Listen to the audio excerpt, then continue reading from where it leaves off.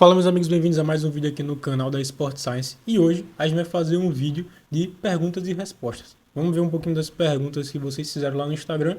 E aqui, como vocês já sabem, como eu fiz da outra vez, eu consigo me alongar mais nas respostas. Então vão ser respostas mais completas, diferente do que seria no Instagram, que ali só fica um minuto e meio, enfim. Então, sem mais enrolação, vamos pro vídeo. Então, a primeira pergunta aqui é do Marcel. Eu vou ficar lendo aqui só para vocês entenderem, para não ficar olhando para a câmera, ficar olhando para cá.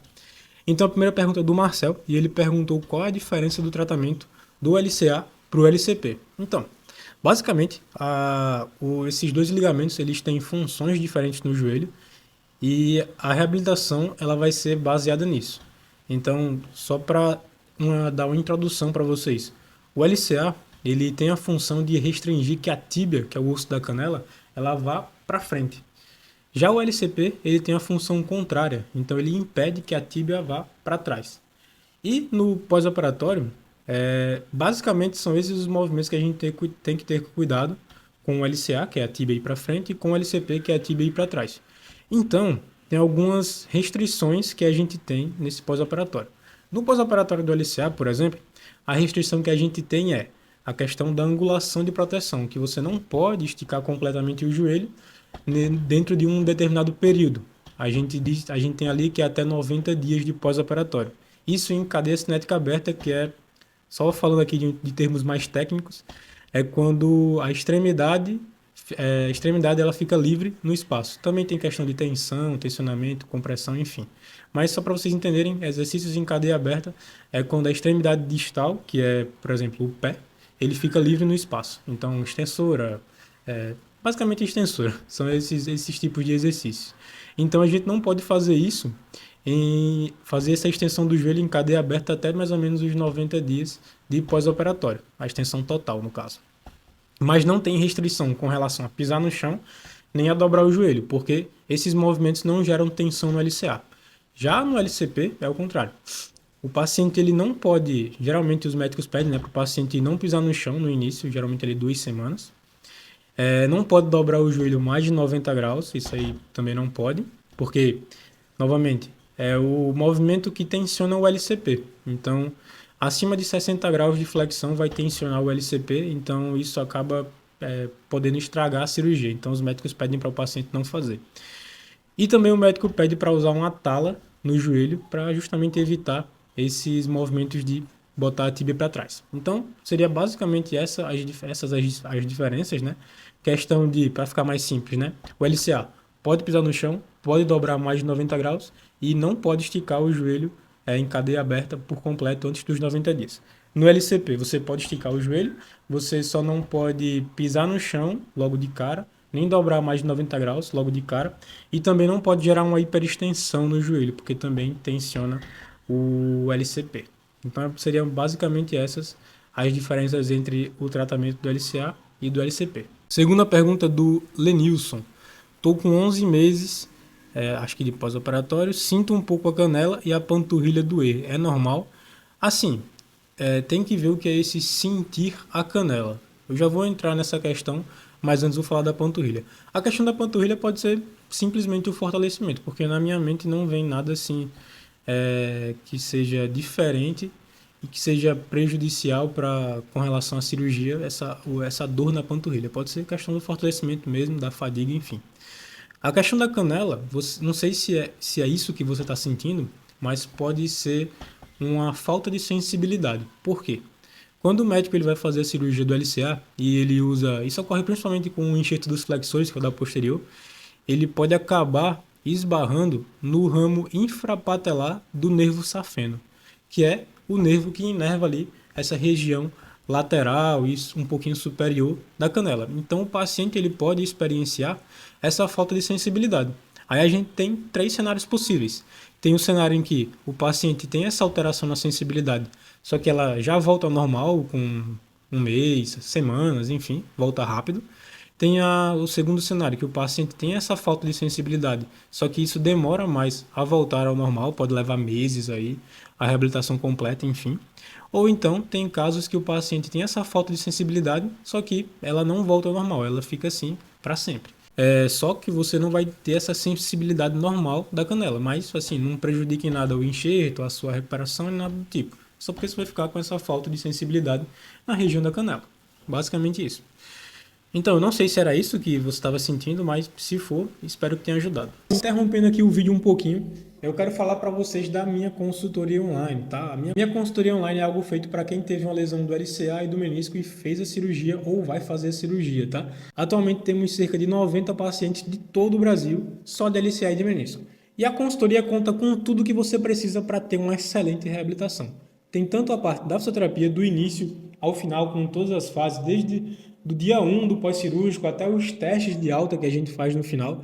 Também tem a parte de academia, você vai receber planilhas específicas para o treino de perna na academia, que é algo que eu fiz com um colega meu, que ele é personal, então é algo bem específico para quem está em processo de reabilitação do LCA. Além disso, você vai ter o suporte completo no WhatsApp, no meu WhatsApp, então você vai conversar diretamente comigo, não é com a minha equipe, não é com outro fisioterapeuta, você vai conversar diretamente comigo, a gente fazer os ajustes ideais ali na sua reabilitação, então mudar um exercício, melhorar alguma coisa, enfim, você vai ter o contato direto comigo, para tirar dúvidas também, para enviar os vídeos dos exercícios, enfim, tudo que você precisa para poder ter uma excelente reabilitação. Além disso, a gente tem a parte de retorno ao esporte, então você vai receber exercícios específicos para o seu esporte, tudo bem específico, vamos dizer que seja futebol. Você vai receber exercícios específicos para o futebol, tudo que engloba o futebol. Então, passe, finalização, defesa, corrida com mudança de direção, tudo bem específico, que a gente acostume o seu joelho na reabilitação, para quando você for jogar de fato, quando você for liberado e poder voltar a jogar, o seu joelho já esteja acostumado com isso e não tenha problemas quando você for praticar o seu esporte. Então, caso você queira saber mais sobre a consultoria, eu vou deixar um formulário de aplicação aqui embaixo. Caso você queira fazer, preencha esse formulário aqui, que aí a gente entra em contato com você em até 24 horas. Então, já falei demais sobre a consultoria, vamos continuar o vídeo. Terceira pergunta, o Rômulo, ele pergunta como fica o tendão patelar quando é usado como enxerto na cirurgia do LCA. Ele volta ao normal? Então, vou explicar aqui como o médico faz quando retira o tendão patelar para usar de enxerto. Para quem não sabe, eu vou deixar aqui uma foto de como é o tendão patelar e desse lado eu vou deixar como fica depois que o médico retira. Como vocês estão vendo aqui, o médico ele retira o terço médio, um pedaço do terço médio da patela e da parte distal ali da patela, pedaço de osso, né?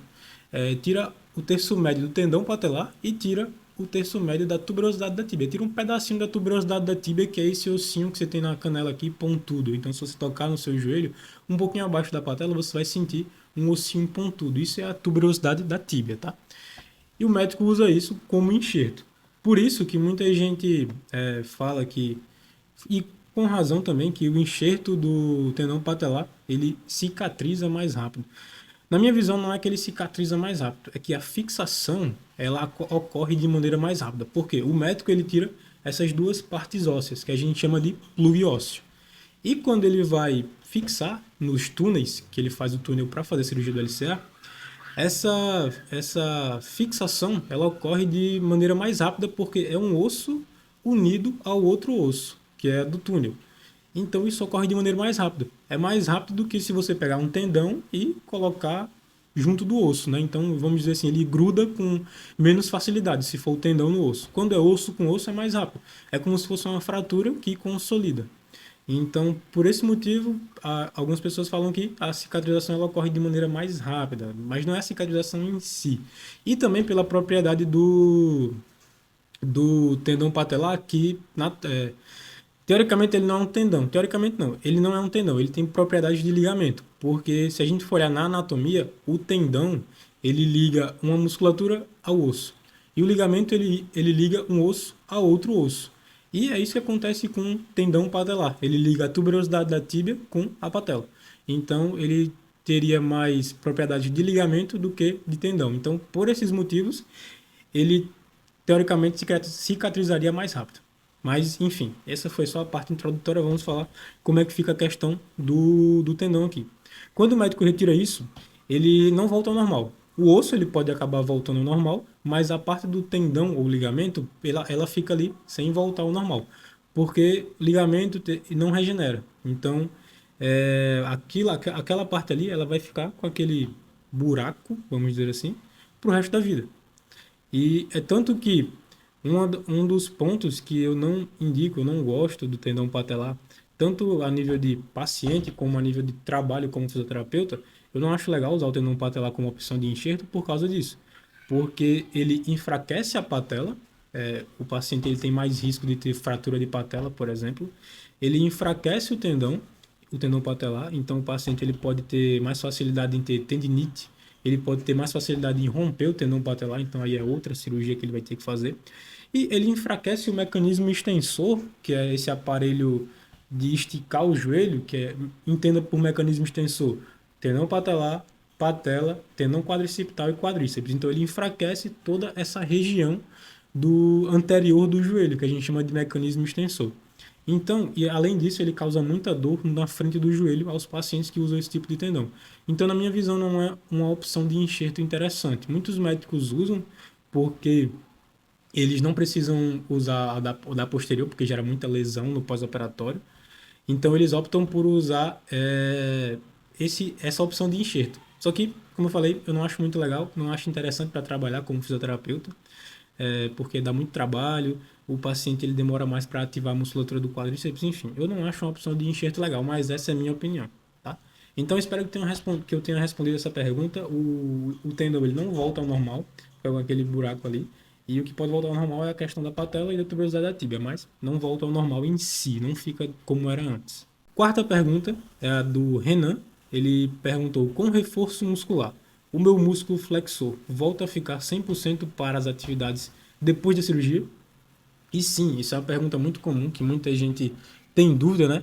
Porque a maioria dos enxertos utilizados hoje no Brasil é o enxerto dos flexores e a pessoa fica sem um tendão ali, então fica sem uma musculatura funcional. Só que com o fortalecimento bem feito, você consegue voltar ao normal essa musculatura posterior. Tanto que no final a gente faz um teste de força para ver como é que tá. E o paciente ele tem que estar com um certo nível ali, uma diferença ali, para poder ser liberado. Então, sim, você consegue. Então, sim, você consegue manter a força muscular caso você treine pesado, para que no final você consiga passar nos testes. Mas sim, você consegue. Mesmo com a musculatura a menos, vamos dizer assim, você consegue voltar ao normal. E a última pergunta, o meu brother Davi, abraço Davi, fez faculdade comigo, muito bom fisioterapeuta. Ele perguntou aqui: dizem que o tempo não é parâmetro e sim os critérios. E se os critérios baterem antes dos 9 meses? Bom, essa é uma pergunta também que muita gente me faz.